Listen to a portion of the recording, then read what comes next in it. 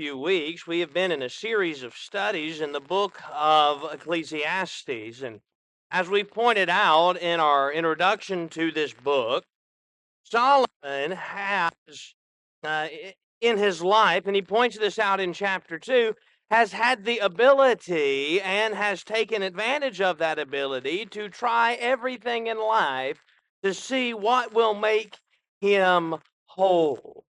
You can picture the life of Solomon almost like trying to put together a puzzle.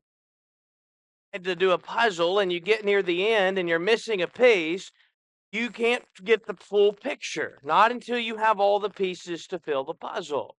That's really how Solomon is kind of looking at his life. There's something missing in the puzzle that makes his life complete. And so, as we've been studying throughout the book of Ecclesiastes, we saw in chapters 1 and chapter 2 about the fact that all is vanity. And Solomon says, I've tried everything. He talks about, as we called it, the 5 W's in chapter 2. That I've tried wine, and I've tried women, and I've tried wealth, and I've tried wisdom of the earthly kind, and I've tried work. And in verse 11, and indeed all was vanity and grasping for the wind. We saw last week in chapters 3 and 4 the fact that in chapter 3, God has providential control. There's a time for everything, but we need to figure out how we fit in God's plan. And we need to realize that God will judge us for how we have used the time that He has given us. And then in chapter 4, there's the vanity of toiling on the earth, that man toils and strives for riches, and yet man does not find satisfaction in those riches. And really, that's what our 2 chapters tonight are going to spend quite a bit of time dealing with. In chapters 5 and 6 of Ecclesiastes is really driving home this point about riches and how he has come to view them in chapter 5 and in chapter 6. And so we're going to continue that study that we've been in this evening in Ecclesiastes 5 and Ecclesiastes 6. I want to pause for just a moment, though, and encourage you, if you haven't already, to turn your Bibles to Ecclesiastes 5 and put a marker there. We'll be spending our time in these 2 chapters here this evening. Also, we just want to remind you that because we switched things around and are having a sermon this evening, because I'm going out of town next week, that next Sunday evening will be singing night. And so that morning, we may or may not have our Ecclesiastes lesson, probably not. I'll let you know Wednesday if I decide to go ahead and do Ecclesiastes Sunday morning before I leave, but it'll probably be 2 weeks before we resume this study, so not next Sunday, but the next, that we'll pick up in chapter 7. We get ready to go in Ecclesiastes 5 and 6. I want to quickly remind us of our divisions of the book, the discourses, as Brother Waldron outlined in his material, as well as adapting that from Kaiser and Kaiser's material. Brother Waldron has in his book the 4 divisions to Ecclesiastes. They're not hard titles to remember. The 4 sections are Discourse 1, Discourse 2, Discourse 3, and Discourse 4. We have seen some of the information about what is in each of those discourses when we introduced the book a few weeks ago. As Brother Waldron pointed out in that material, again, you can find it on the website if you want to go back over them. But each of the discourses covers something different. So the first section is the fact that nothing in life on earth can be depended upon for joy. We've been in Discourse 2, where it talks about the fact that God has a vast plan that man must fit into. We are getting ready to go into Discourse 3 this evening, where Solomon will sort of defend his conclusions and talk about the inequalities of life. And then in Discourse 4, Solomon sort of wrapping up this book. Waldron points out that no new materials introduced in that final discourse, that we're dealing with all the same, sort of tightening up the arguments. You can think of it like a lawyer arguing before court. You have all your time to argue, but you can't introduce anything new in your closing remarks. And Solomon sort of 8:16 through the end of the book, is wrapping up the discourse in his final arguments. We are tonight, because we're doing 2 chapters at a time, we are going to overlap into 2 discourses. The discourse 1 we covered 2 weeks ago was just 2 chapters. It was chapter 1 and chapter 2. Discourse 2 is 3 chapters, chapters 3, 4, and 5. We covered 3 and 4 last week. So when we finish 5, we'll finish discourse 2. And then we will start discourse 3 this evening with chapter 6. And then, Lord willing, in 2 weeks, we'll finish that in the middle of chapter 8 or near the end. And then we'll begin the first small section of discourse 4. But again, let's remind, we're going into finished discourse 2 this evening as we go into Ecclesiastes 5. And just to remember, each discourse ends, we'll see this at the end of chapter 5, each discourse ends with the difference that God makes. We saw that in our introductory lesson. Ecclesiastes chapter 5, I would simply title Enjoying Life, but Only with God. Solomon, throughout this chapter, is going to talk about walking prudently and watching what we say. He's going to talk about the oppression by high officials in 8 and 9. But then he closes this chapter with talking about riches, something Solomon would be very familiar with.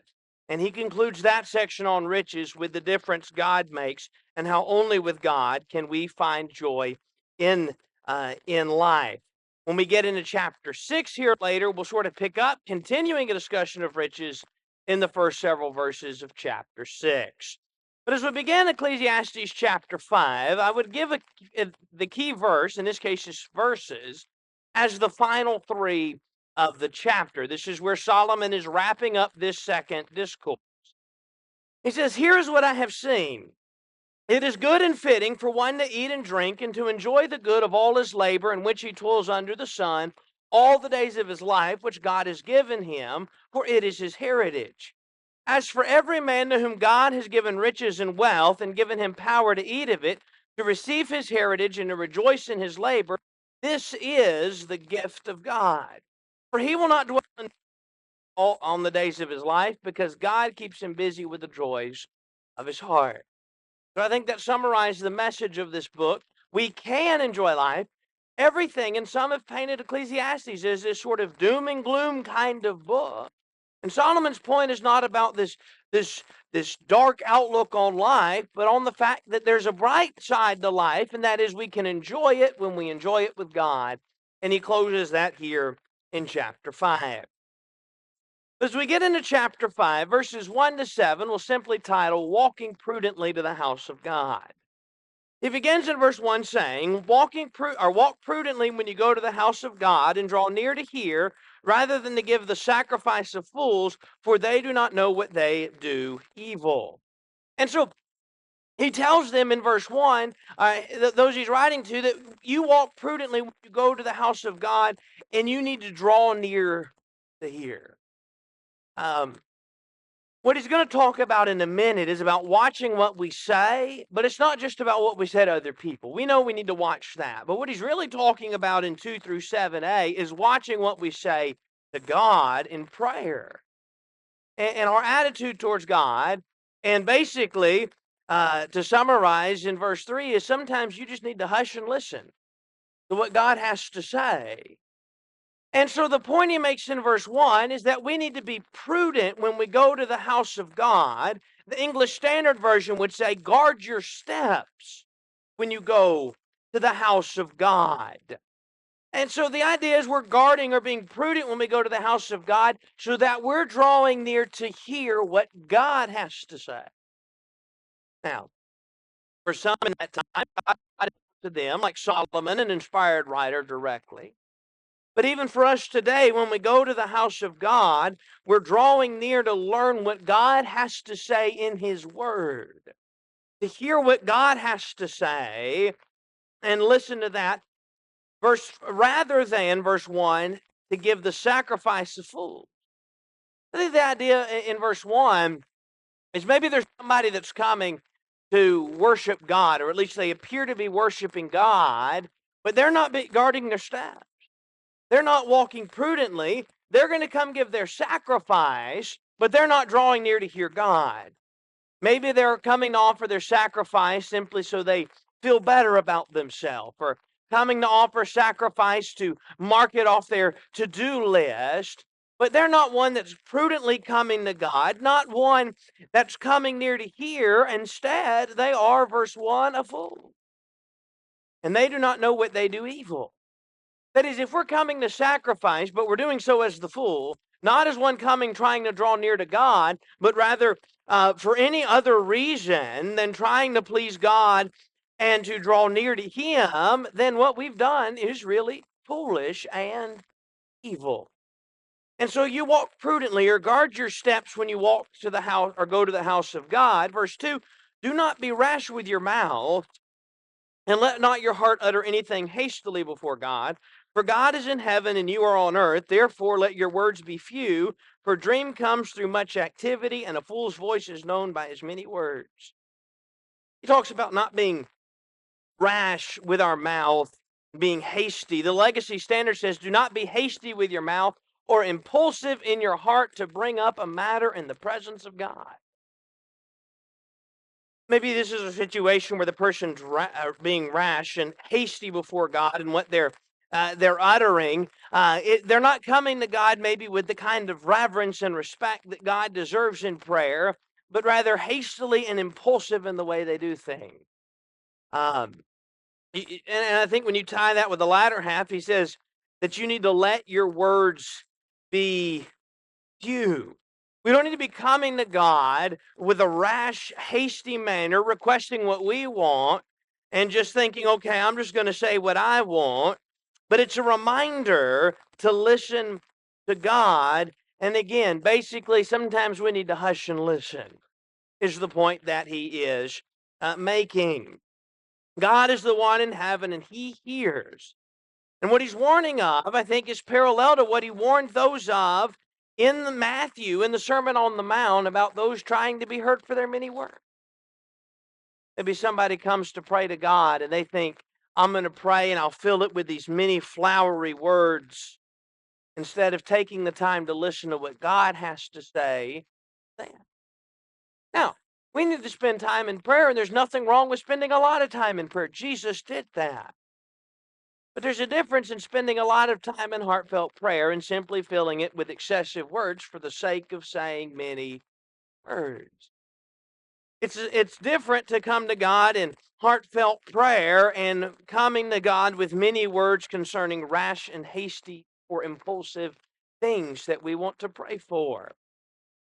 So verse 3, for a dream comes through much activity, and a fool's voice is known by his many words. Again, doing so is foolish. He then in verse 4 and 5 says, do not make a vow that you cannot keep. When you make a vow to God, do not delay to pay it, for he has no pleasure in fools. Pay what you have vowed. Better not to vow than to vow and not pay. What comes to my mind is the story of Jephthah, who told God, give me victory, and I'll sacrifice whatever comes out of my house first. And then here comes his daughter, his only child. Now, I'll say as a side note, I don't think he actually sacrificed her in the sense of offering her up on an altar. That would be in violation of God's law. I think the indication is she was a sacrifice in the sense that she remained a virgin for the rest of life. And that's why she was honored by the virgins, as mentioned in the text there. And credit to Jephthah, while he made a rash vow, he did follow through with what he said. But sometimes people make rash vows. Heard my dad tell the story of someone growing up, when he was growing up, that came to church one day and came forward. And he said the reason he came forward was he promised God that if his wife would come back to him, then he would come to serve God. So his wife came back and he came to serve God. Well, that one Sunday, and he was never seen or heard from by the brethren there again. Sometimes people may make a rash vow to God. You just do this for me, and I'll do this. Better not to vow than to vow and not pay. I think verse 6 and 7a through 7a then, do not let your mouth cause you to sin, is really closely connected, and perhaps the same point continued about the vow, though I think both of these points he's talked about are tied together. Do not let your mouth cause your flesh to sin, nor say before the messenger of God that it was an error. Why should God be angry at your excuse and destroy the work of your hands? For in the multitude of dreams and many words there is also vanity. Your mouth can cause your flesh to sin. In the sense, I think, as you take what he said about the two things, the foolish use of many words and saying rash things in verses 2 and 3, and the making of a vow and not keeping it, verses 4 and 5, if you don't do what you need to with your tongue, that causes your flesh to sin, in that you are guilty of sin. The tongue can cause one to sin. Proverbs talks about the tongue a lot. James talks about the tongue a lot. And sins of the tongue can cause us to be lost, just like sins of immorality. At the end of the day, the one who misuses the tongue, whether through saying things that ought not be said, whether through lying and deceit, whatever it may be, that one is just as lost as the fornicator, the adulterer, or the murderer. We can be lost for using our mouth calls our flesh to sin. We're guilty. And some here, verse 6, say, it was an error. I made a promise, but that was an error. He says, why should God be angry at your excuse and destroy the work of your hand? That's what it is when we try to, justify why we didn't do what we said. We make an excuse. And Solomon says that God will destroy the work of our hands. There's punishment for that. Instead, verse 7, we need to fear God, but fear God. Instead of trying to be rash with your words, and by the way, I think as we talk about fearing God, I remember fear has to do with reverence and respect. I think as you take 2 through 7a, there's a sense there in 2 through 7a at which the rashness or the making of the vow shows a lack of fear of God and a lack of reverence and respect for God. In verse 7b, we need to fear God. Fear displeasing God, but also when we're coming in prayer, trying to go to the house of God, treat God with reverence and respect. So instead of using rash words, fear God. Verse 8 and 9 then is the oppression by high officials. If you see the oppression of the poor and the violent perversion of justice and righteousness in a province, do not marvel at the matter. For high official watches over high official, and higher officials are over them. Moreover, the profit of the land is for all, even the king is served from the field. In verse 8, you see the oppression of the poor by high officials. It's a reminder that high officials have higher officials over them. And in part, you take that from the political standpoint. Now, obviously, in this day and time that Solomon's writing, it's kings. But in our day and time, in our country, we have a president. We also have senators and the House of Representatives, and they answer to someone till you get to the top. And you say, well, there's the president. Who does he answer to? And the answer is he answers to the highest official of all. As we all do, we answer to God. And so as you see the oppression, remember that even though they may not be what they ought, they have a higher official to answer to. Also remember this, the promise of the land is for all, even the king is served from the field. The point of verse 9, even a king is better than anarchy. You look at how things may go, and people think, well, this country's, something's going wrong in this country, or how are we going to turn it around? Imagine what it would be like if we were like the days of the judges. There was no king in Israel. Everyone did what was right in his own eyes. Think it can be chaotic with leadership? Imagine what it would be if there was no leadership at all. And that's the point, I think, in verse 9. Verse 10 through 20, then, is really getting to what I think is the main part of this chapter and into the next chapter, and that is about riches. There are two things about riches that are focused on in life and concerning riches in this chapter.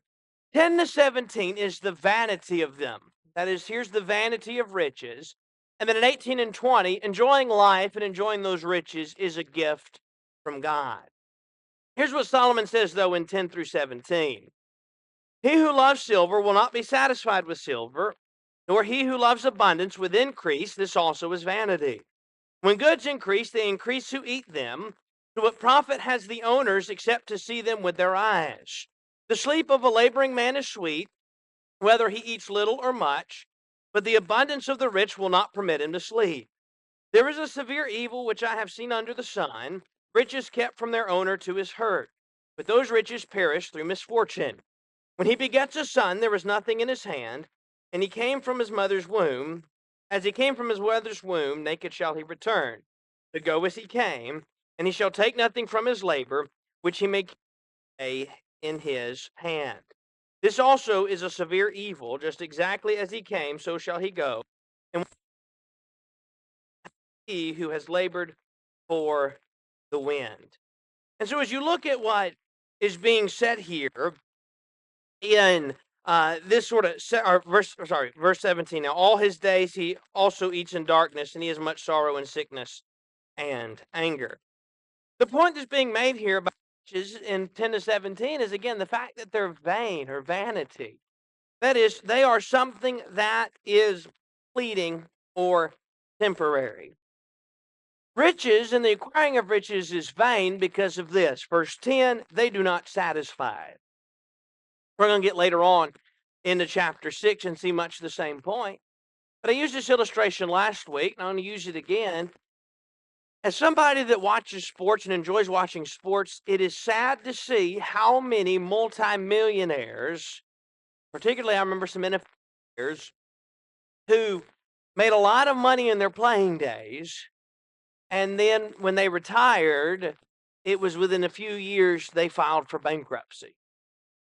And the reason is this, and perhaps you've known someone, perhaps at some point we've been in the shoes where we had this. If I just had this one thing, I'll be satisfied. And then we get the one thing. And then if I just get this one more thing, I'll be satisfied. And then we get the one more thing. Well, now I just want this other thing and I'll be satisfied. And it goes on and on and on. He who loves silver will not be satisfied with silver, nor he who loves abundance with increase. This also is vanity. If our focus is on silver or gold, or today if it's focused on our dollar bills or how much is in our bank account, then that's vanity. Because if our focus is on that, we're never going to be satisfied. We're familiar with Philippians 4:13. I can do all things through Christ who strengthens me. I think we forget the context sometimes. We use that in a variety of ways to talk about our, when he can stand strong in the face of persecution, Philippians 4:13, I can do all things through Christ who strengthens me. Well, that point is true. The context of Philippians 4 is Paul saying, I've learned in whatever situation I am to be content.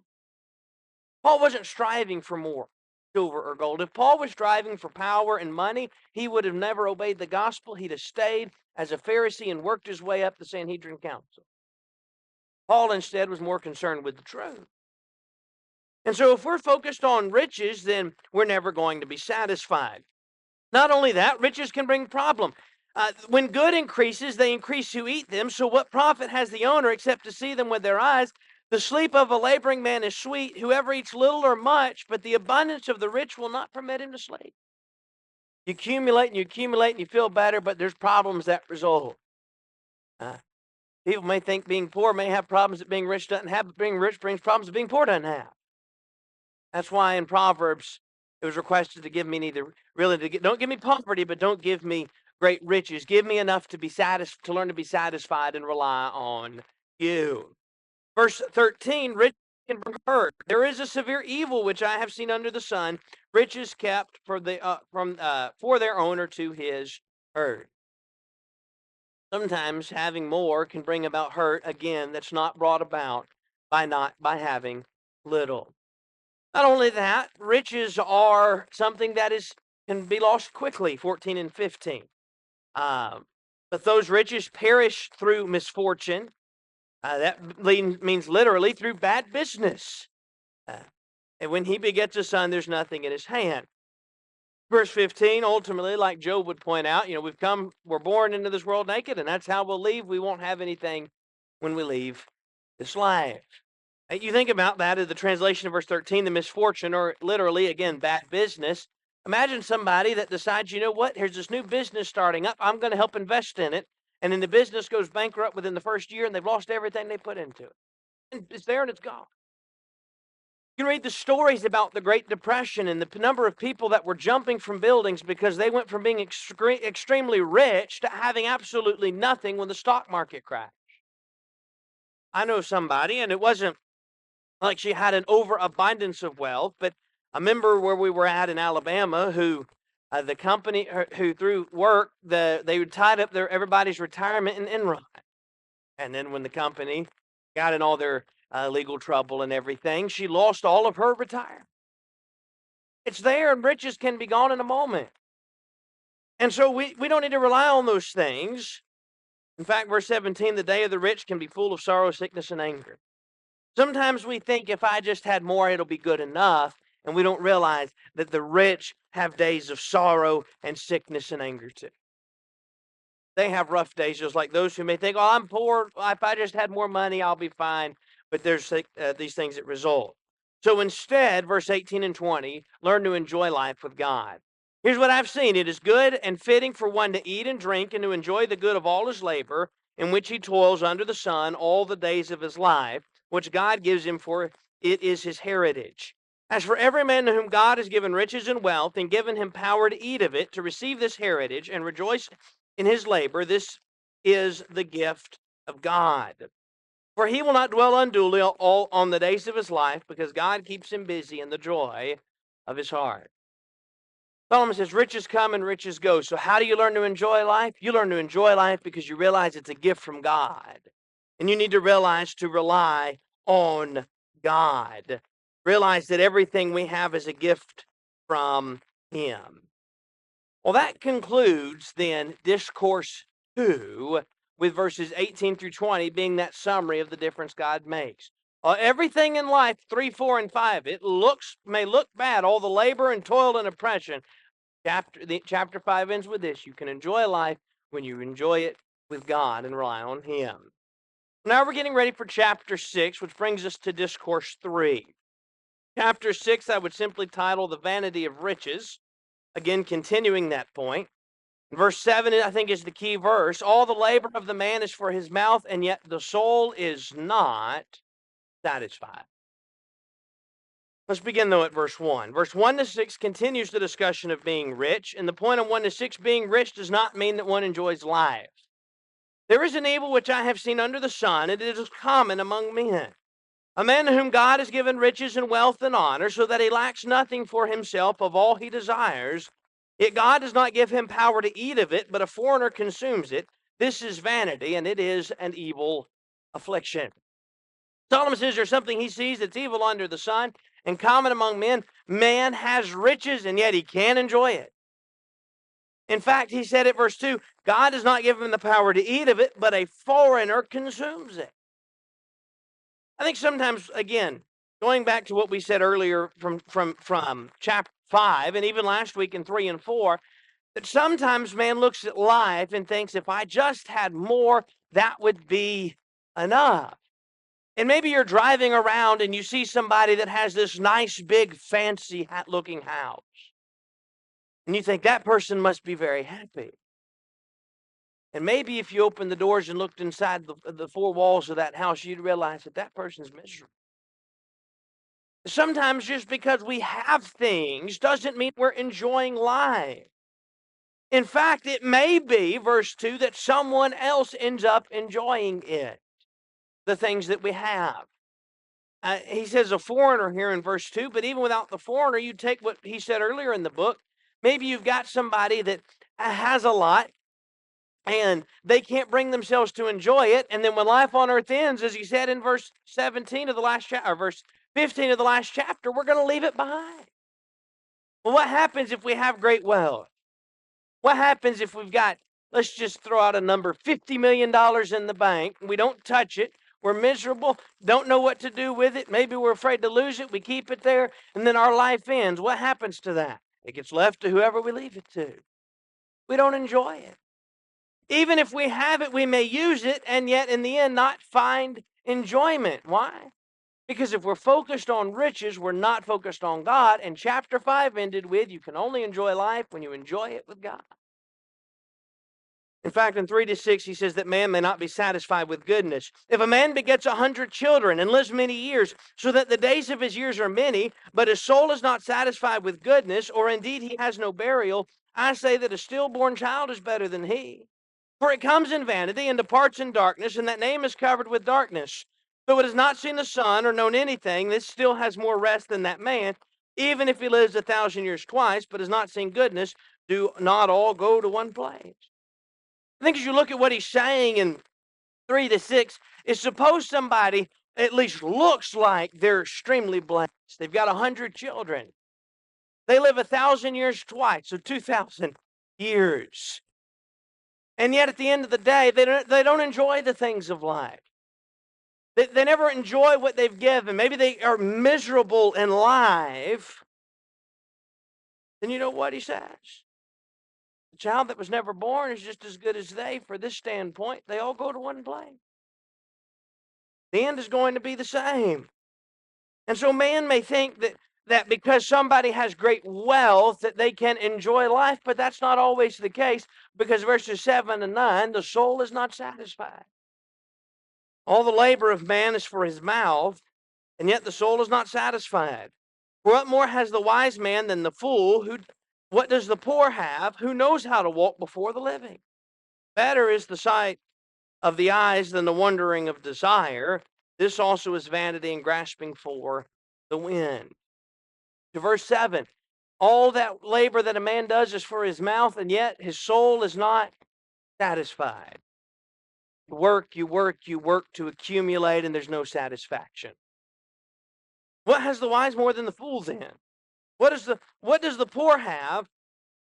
Who knows how to walk before the living? What's the difference then, whether you're rich or poor or wise or foolish, if in the end it feels like you don't enjoy life? Here's the point of verse 9. Better is the sight of the eyes, or what the eyes see, than the wandering of desire, or the wandering of soul. Point of verse 9 is this. The soul's not satisfied. At least man trying to work for and accumulate wealth is not satisfied. Regardless of your circumstances, verse 8, whether wise or foolish or rich or poor, you're not satisfied. So verse 9 really is telling us what Paul was saying in Philippians 4. Learn to be content. It's better to be satisfied with the things that we have than to be focused on and desiring the things we don't. Better to learn to be content, like Paul says, I've learned whether he was abased or abounding. I've learned in whatever situation to be content. Then no matter what circumstance we're in, always find ourselves wanting something else. Again, I think, and again, I think Solomon, and we gave the evidence of this, is the author of the book. And the reason I think Solomon would be the perfect author for the book, and from the standpoint of the human author, is that Solomon could literally try everything. He had more than anyone could imagine. He was so rich that silver was like having rocks in Israel. And yet Solomon, despite everything he had, said, I was not satisfied. And so no matter what man has, he's not satisfied. So better to learn to be content. Verse 10 to 12 then is the fact that God is in control. No one can contend with God, verse 10. Whatever one is, he has been named already, for it is known that he is man, and he cannot contend with him who is mightier than he. Since there are many things that increase vanity, how is man the better? For who knows what is good for man in life, all the days of his vain life, which he passes like a shadow?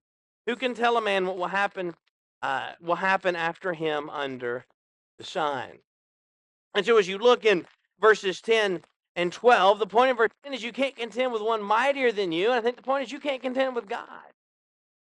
Man's striving for riches, and he's trying to learn, again, going back to the previous discourse, man's trying to figure out how he fits in God's plan. And we know we fit somewhere, though we may not know exactly what that is.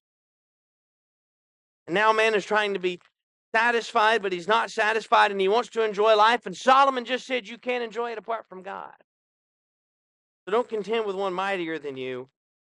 Understand that we do not know what is best. God's the one that knows what is best. And so verse 12 Who knows what is good for man in his life all the days of his vain life, which he passes like a shadow?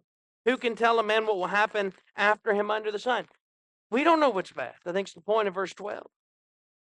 All the days of our life, who knows what is good for us? Well, we don't. God does. And while he may not tell us, God is the one who can tell us what will happen after. I think the point that Solomon is driving home is something we saw already earlier in the book, and that is God is in control. And so the secret to life, that missing puzzle piece, if you will, is learning to rely on God. Now, we haven't got to the conclusion yet. If you're picturing it like building a puzzle, there's still some pieces missing. We won't finish the puzzle till we finish chapter 12. Solomon's beginning to get a better idea of what the picture's supposed to look like. And so chapter 5, enjoying life can only be done with God. And chapter 6 is the vanity of riches. And learning that no matter what we have, we may not be satisfied, but learn that God and realize God is in control. Now let's do as we've done with the other lessons and close with some practical lessons from this.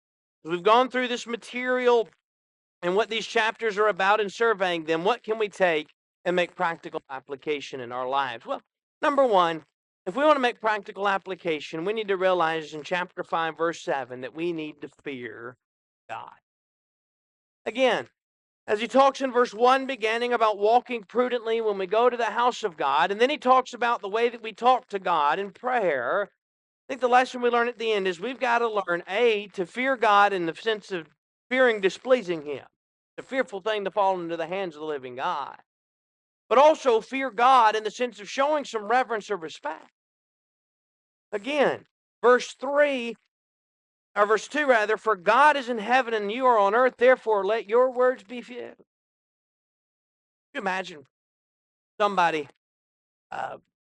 maybe you've seen this happen. Somebody goes to the doctor, and here's the doctor who's got their degree and they've researched and they know these things. And then I think the internet can be a wonderful tool, but sometimes we pay a lot of attention to Dr. Google. And we go to the actual doctor and we've self-diagnosed thanks to Dr. Google. And when we're sitting there, the doctor says something, and then maybe somebody argues with them. Well, you know what? Google says, this website over here said. Doctor might say, listen, I'm the one with the medical degree. My degree's in ag business. I don't know anything about medicine. What little I know is what I learned when Gracie was in the hospital sitting there listening to them. Okay, I can't go and tell a doctor what to do. Now, chapter 5, verse 3, God is in heaven. God is the creator. Sometimes we need to realize instead of filling our prayers with just many words and uttering things hastily before God, to stop, take the time to listen to what God has to say in his word and follow it. I'll tell you a second thing we learned by practical application. I learned that riches are fleeting. Again, Solomon was very wealthy. And I think as you go through the book, that's the reason that Solomon time and time again has come back to riches. Because a lot of times in life, what is people's reaction? Well, if I just had this. And our answer for satisfaction in life is accumulation of material things. And then again, we can accumulate them and find out, guess what? That's not the answer. Remember, those things are fleeting. Remember that we cannot enjoy life without God. Life is a blessing and a gift from God. And without him, we cannot enjoy life. Remember that being rich does not mean one is happy. It's sad to me. You often hear conversations about suicide rates and things, but it's sad to me when you hear the number of the number of those that are famous and well-to-do financially who are dissatisfied with things of life and take their own life. And it's because the answer is not found in riches and found in the things that we have. And finally, we need to realize God is the one in control. Again, I think going back to what we saw in chapter 3 last week, God has a plan. God has providential control. Not in the sense that God is saying, here's what you're going to do, Mike, and here's what this person's going to do, and that. But God has providential control and has given us the time. And his purpose is going to be fulfilled. The question is, are we going to do what we need to fit in God's plan and to be pleasing to him with the time he has given us? That's Ecclesiastes chapter 5 and 6. A very quick run through of those chapters again, as we're just sort of surveying the book of Ecclesiastes with some very important lessons for us to learn in Ecclesiastes. But it may be now, as we come to a close this evening, that there may be one or more present who may have never responded in obedience to the gospel. If you're here and you've heard the word of God and you believe that Jesus is the Christ, the Son of the living God, would you not repent of your sins, confess your faith in him, being buried in the waters of baptism, rising to walk in the newness of life, having your sins forgiven, having the hope of heaven when life on earth is over?